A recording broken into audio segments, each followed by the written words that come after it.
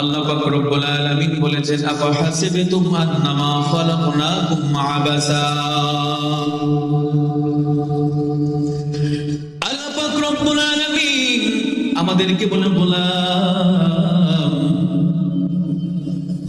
আমি তোমাদেরকে দুনিয়ার বুকে অনার্থক সৃষ্টি করি নাই, আমি তোমাদেরকে একটি উদ্দেশ্য করে সৃষ্টি করেছি। বলেন ঠিক কিনা? সাধারণত যদি আমরা দুনিয়ার মানুষরা কোনো একটা কাজ করতে যাই, ধরেন একটা গাছের চারা রোপণ করি, একটা গাছ লাগাই, বলেন তো এই গাছটা লাগানোর পিছনে আমার উদ্দেশ্য থাকে কি থাকে না? এই গাছটা লাগানোর পিছনে উদ্দেশ্য কি? এই গাছটা লাগানোর পিছনে উদ্দেশ্য আমার এই গাছ আমাকে ফল দিবে, এই গাছের থেকে আমি ফল খাবো। বলেন ঠিক কিনা? আল্লাহ রাব্বুল আলামিন এই দুনিয়ার জমিনে আমাদেরকে সৃষ্টি করেছেন, তারও কিন্তু একটি উদ্দেশ্য আছে নাকি নাই?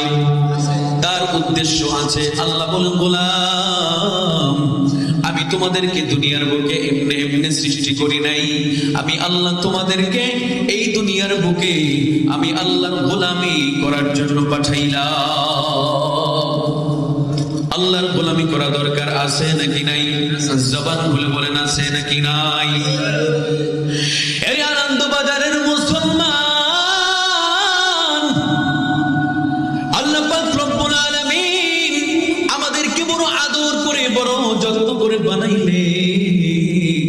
আল্লাহ তাআলা বলেন গোলাম রে, এই দুনিয়াটা আমি আল্লাহ বানাইলাম 9 মাস সময় লাগায়া, আর তোমাদেরকে বানাইলাম কত সময় লাগায়া, টাইম লাগায়া।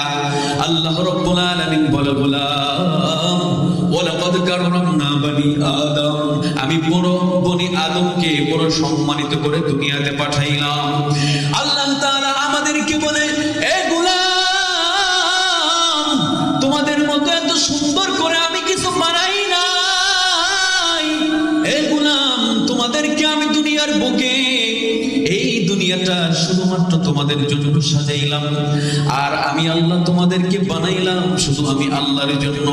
আল্লাহর নবী সাল্লাল্লাহু আলাইহি ওয়াসাল্লাম হাদিসে পাকের ভিতরে বলে দিয়েছেন, আদ-দুনিয়া খুলিকাত লাকুম ওয়া আনতুম খুলিকতুম লিল আখিরাহ, আদ-দুনিয়া খুলিকাত লাকুম।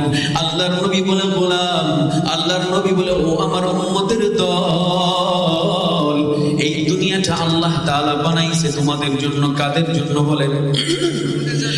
এই দুনিয়াটা আল্লাহ তাআলা আমাদের জন্য বানাইছে।